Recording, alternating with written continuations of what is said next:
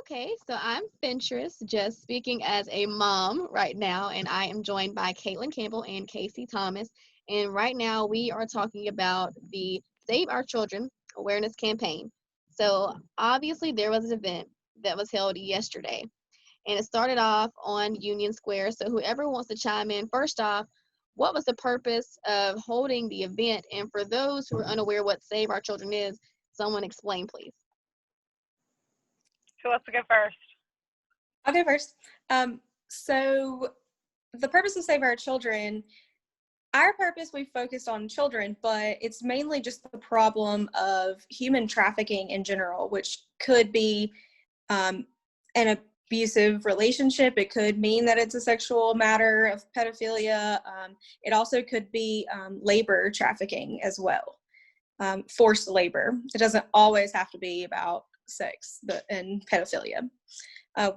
We chose downtown Hickory because Casey's from Hickory. It's not very far from where I live. I'm in Lenore, and they have a beautiful square to do it with, and it was newly remodeled, right? So It had shade and everything, and the people that decided to join in to help had equipment, and we got to use the pad, and that was really cool. So it's kind of like a little stage.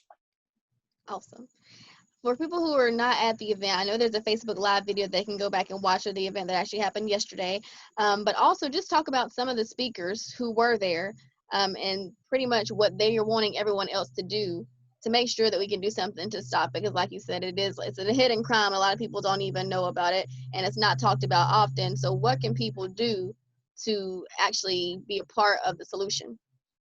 I would recommend what a lot of the research that we did. We used the website, the Operation Underground Railroad, and there are courses on there that you can take that are about an hour long that specifically walk you through the signs of trafficking, whether that be, like Katelin said, for labor or for organ harvesting is on there, child sex trafficking, it's all on there. And what it kind of it does is it breaks down with the ages kind of what the signs that you should look for, whether you're a teacher or whether you're like another mom who sees, is hanging out with another mom friend and sees some of these signs in these children. It kind of just paves the way for you to be more aware. And I think that's a lot of the reason that we started it was, in the workplace, we have a lot of guidelines about how to deal with certain situations and how to respond correctly. And it's always like a teaching moment, so we can grow. But I found specifically in like my place of work and just other places that I've worked, that there's not really a lot that's talked about letting us be aware of the signs, like giving us the information that we need to where if we see something, we know that this is a sign of trafficking and this is who you should contact. Like there's just not really a lot of information out there for that. So that website was really helpful to us. And then I also got some statistics off of the Fight Project from the Salvation Army in the Carolinas. And it just kind of breaks down the number of trafficking cases since 2007, which was around 4,000. 65% of that was for sexual purposes, and 30% of those were children. And the youngest that was in the Fight Project was 11 years old. So it's like, we know it's a problem, but it's just not something that's really talked about. So what we wanted to do was kind of get everybody together and be like, hey, here's some resources of where to reach out to get your knowledge, and here's what to look for. And like that's just kind of what we did. We just laid it all out there for them. And another thing, for the people who, no matter how many times you put it in their face, go to this website, go call this number. For people who are just like not going to click on anything, what is something that people can do just to be safer with their children? As a mom, obviously my child's only 2, so he doesn't really understand anything other than here's your juice box. So what's something we could do, with our kids just to make sure that not only that we're protected, but they're protected? I know like sometimes people give their children like codes, like, if you don't know the code, don't go home with this person or that person. But, since we're all moms, what are some of the things that you guys think that we can do as parents just to kind of keep our children, I guess, as protected as possible? I personally, I don't like taking my child anywhere without other people with me. I just like having extra sets of eyes on her at all times. because she's 2 and she's wild. You know, not letting strangers really around your kid is a good thing. Don't really invite people over to your house that you don't know, because then they have your address. They can always come back at any time. And I know my daughter is bad for opening the door, so we have to keep it locked like Fort Knox at my house. So she'll just run outside.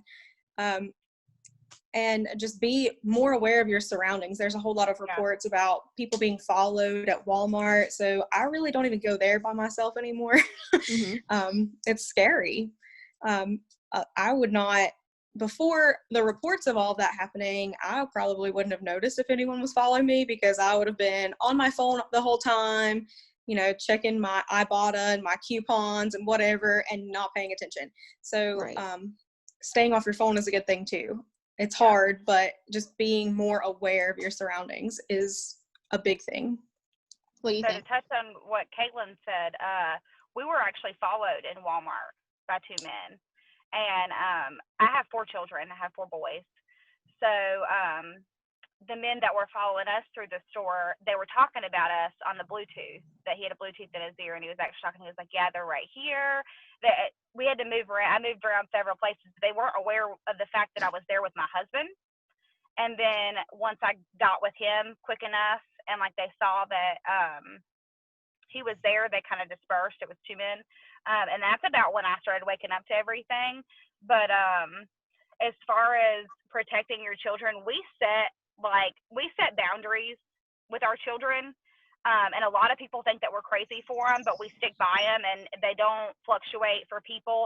They have a set group of people that they're allowed to spend the night with, which includes their grandparents. And that's about it. We don't do sleepovers of any kind. They're not allowed to go to anybody else's house for a sleepover. And I know that people will say, well, that takes away from, you know, their childhood, but it's a different time. Growing up. Yeah, I danced growing up, and I was molested as a kid. And like, you know, sleepovers by one of the girls I danced with, dad.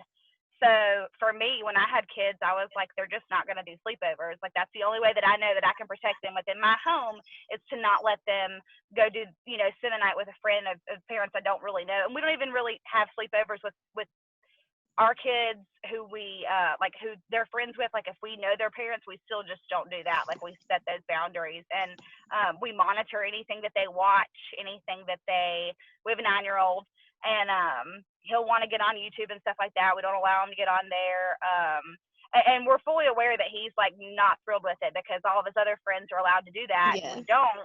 But we just have had to explain to him, like, you know, we set boundaries to protect you, not to be ugly to you. And like Katelin said, I don't go anywhere without my husband now at this point with all the kids, because a mom with 2 toddlers, a newborn, and that, like, it looks, you know, vulnerability, like you look vulnerable. So if we've ever been parked beside like a large van or like a utility of any kind, like, you know, that's parked beside us, we walk to the other side of the car, and like literally I will throw them in the car and crawl over. Like, we're just very aware of our surroundings, is like she said, just being aware. And I'm glad that you put it that way, because a lot of times whenever these issues are talked about, you always have certain people who are saying, you know, well, I'm not going to live in fear. And I'm glad that you used the wording the way you did, as far as aware, because it's not living in fear. It's just more so, like you said, being aware. And that's something I think that really needs to be talked about, because like you said, like, it's a different time than when we were growing up. Obviously, we're not old, but I'm just saying things have changed. Obviously, we can't do things like we used to do. So I guess what's something that y'all think just we as women, not necessarily for our children, but just to protect ourselves too, because, you know, if we don't protect ourselves, our babies are not going to have anybody. And, you know, right now you have everything with the gun laws. Some people bear, some people choose not to. But in this day and age, you know, what can we really do just to make sure that at all times, like, I guess we never let our guard down, not to live in fear, but just how to be smarter, I guess, on that. So I definitely recommend, if you believe in that, to carry. I carry. You can get your concealed carry, or North Carolina is an open carry state. But YouTube is a really great resource to learn tactics to protect yourself. Just type in self-defense for females, and you can learn all kinds of stuff on there. I do recommend, even if you don't want to carry a gun, to carry some sort of protection at all times, whether it be mace or something.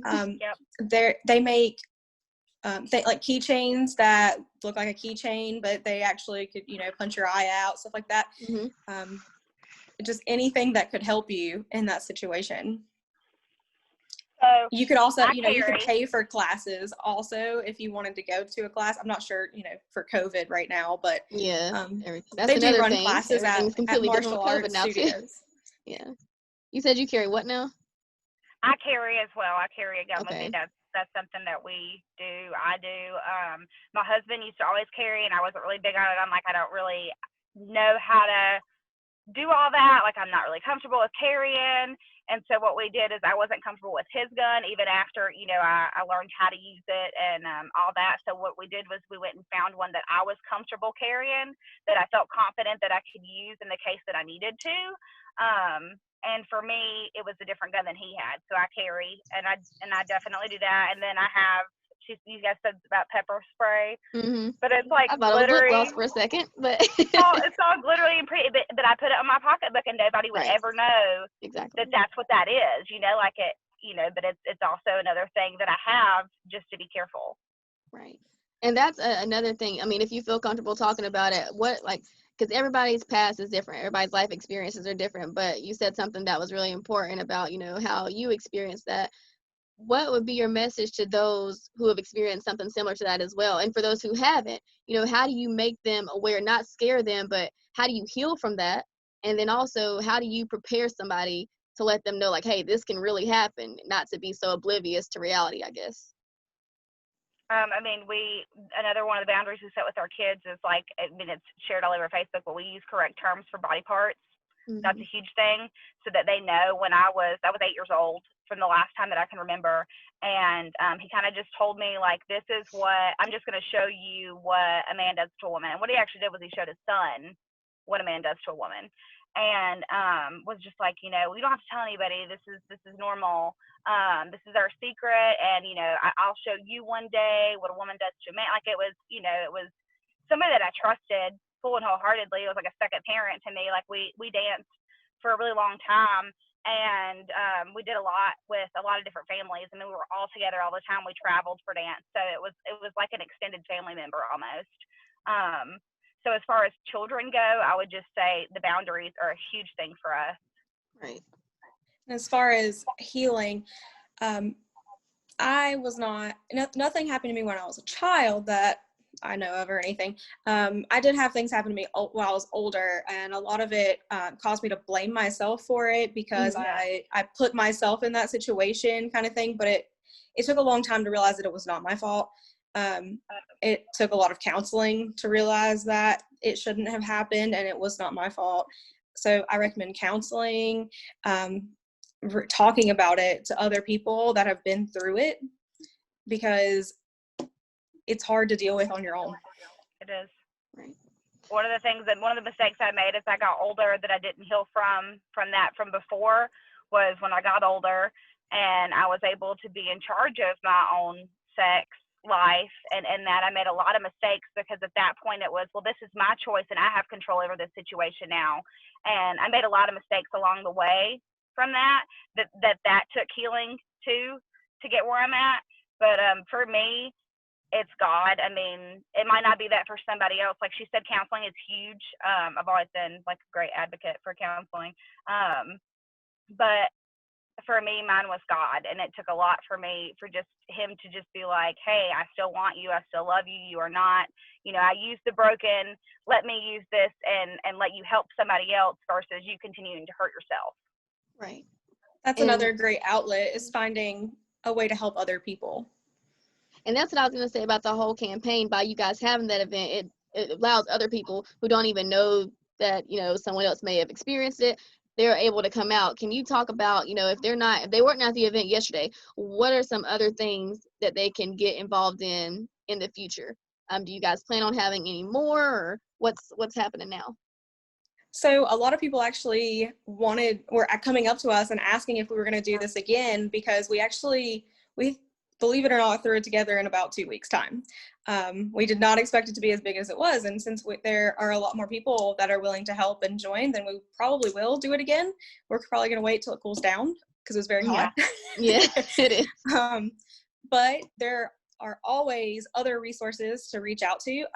A really great one, it would be just your local DSS, because a lot of children, or even children that grow up to be adults that end up trafficked or abused in general, they come from the foster system. A lot of kids that go missing come from the foster system because it's hard to keep up with kids that move around all the time. So much, yeah. And a lot of times they're unhappy and they run away. So they actually take donations. They take personal hygiene products, duffel bags, suitcases, toys, and clothes, as long as they're gently used, because a lot of times they don't have a whole lot to go with them to their foster families. You can become a foster parent if your calling is to do that. It takes kind of a lot of classes and stuff, but that's a good one too. You can join in with Project Fight NC that Casey mentioned earlier. They have a Facebook page. It's Project Fight, is all capital for that. There's also one that I did not mention during the event yesterday. It's called Lily Pad Haven Incorporated. That's in Charlotte. And they actually offer housing to survivors of trafficking. So you can volunteer. There's a volunteer form on their website. They have actual drop-offs the first Tuesday of every month for the same things: personal hygiene products, anything that somebody would need if they were starting over and had nothing. Right. So clothing, anything like that. They have an event coming up September the 14th. That is a golf tournament, and all the proceeds go to that. Your business can sponsor it, or you can play as just a single player. That's on their website, lilypadhaven.org, or their Facebook page as well. There's so many. You can donate to the shelter homes. Even though they may not actually have any trafficked victims in the shelter home, they're still more likely to be trafficked and more likely to be abused or previously abused. So helping these people all year and not just at Christmas time when people tell you to do it and the schools do it is a really great place to start.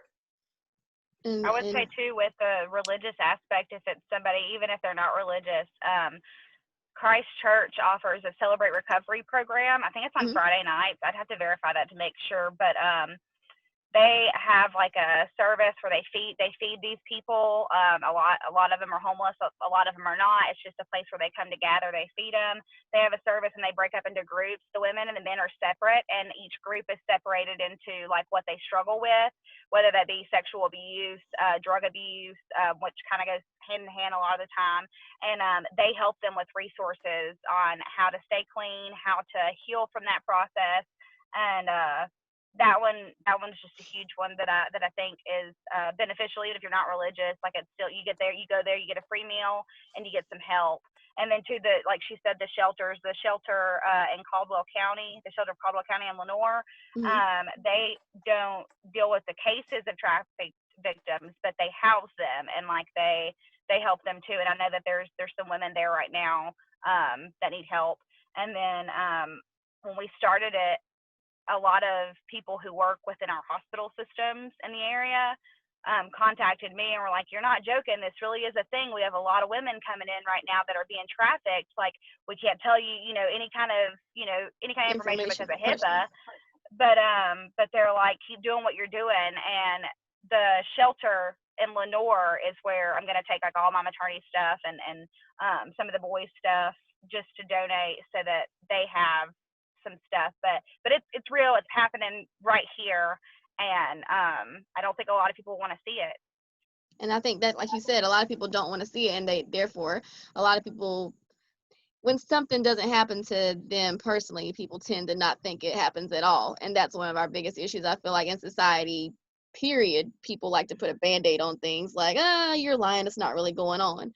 But yeah. I want to touch on one more thing you guys said, and it's like, obviously we do whatever we can to protect our own families, but like you said, a lot of children are, like, sadly in the foster home. So I know something I do, and maybe it's just like I'm weird, but every time, like, if I go to the YMCA or something, if I see like a little kid by themselves, like, I know they probably think I'm the creeper, but I will purposely, like, I'll wait just until that kid gets picked up with a family member, just to make sure. And I know they're like, what is this weirdo doing? But, like, what are some of the things that, as we as responsible adults, can do if we see, like, that lonely child by themselves? Even if I don't know the kid, I'm just like, hey, you okay? Is your mom coming? Like, where's what's your going mom? on? Yeah. Yeah, I do that too in Walmart. If I see a kid that looks too young to be by themselves, I'm like, where's your mom? Yeah. You like kind of put your hands out and you're like, hey, don't go this way or that way. Like, where's your parents at? Yeah. Like, to kind of stay right here. Right. I think you said it perfectly. You just keep an eye out on those For kids. everybody. And like, as adults, we all have to do that. It can't just be moms and dads.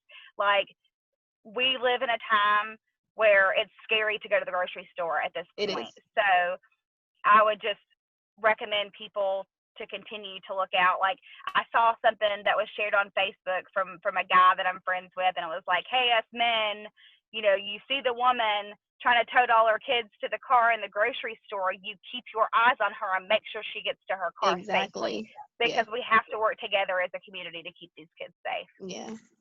Another thing is online. There's a lot of events that are online, and one of them actually sort of got me for a minute. It was like a North Carolina pageant thing, and I'm not saying that it wasn't legit. It just after I got more information about it, it kind of creeped me out that there wasn't very many participants, and that the event had been moved several times. And I know it's like COVID and stuff, but I didn't feel good about it, so I never said anything back. But that's actually one of the recruitment tactics that they use, is the promise of easy money. So like any kind of a job offer for modeling or a I've pageant, seen that a lot acting, on the side of the roads. Stuff like that. Anything that's easy is one of the top 5 recruitment tactics that they use. Yeah. I think that's another good way to look at it, like trust your instinct in a sense. I mean, obviously babies, they don't have instincts, but like, with us, definitely if it sounds weird, then it probably is. So and with social media too, just be aware of who you have on your Facebook, be aware of what's public. Somebody on a public post or something came onto my profile and they're like, you're not a real person, you don't have any pictures other than your profile picture and your cover photo. I'm like, that's because I locked my Facebook down. Like, what you see is what I want you to see, and that's it. So you have to know who you're adding when you add somebody. Don't just add them because you have 27 mutual friends, because if you're posting pictures of your kids on there, I mean, it doesn't have to be some scary guy in a big coat that's trying to steal your kid in Walmart. It could be someone Be your Facebook friend who knows where you work and knows where you go to the grocery store. Yeah, I think you hit the nail on the head with that one for sure. Because I mean, when you have nice people, like we're all nice people, but we tend to be more trusting as well, because we want to think, hey, they have a heart just like me. But then by the same token, that same person can be like the one that gets you. So I think it's important that we're all on here talking about it, just from mom perspectives, but also just human perspective, just caring about other people, period. So I'm glad you guys came up today. So Thanks for having us. Thanks. Does anybody want to say anything else, just in general about the campaign, or just how people can get involved or get in contact with you guys, or are all hearts and minds clear at this point? We've shared a lot. I think that we have a huge village right now that wants us to continue doing what we did yesterday. I think that's really exciting, because that was a lot for us. Like, we've never done anything like this before, so we were amazed at the turnout. But the amount of people who came to us during that and like told us their stories, like, that was helpful. Even if it was just one person that was able to get off their chest, like I think Katelin had said that to me, like, even if it was just one person, like, it was worth it. But I'm excited to see where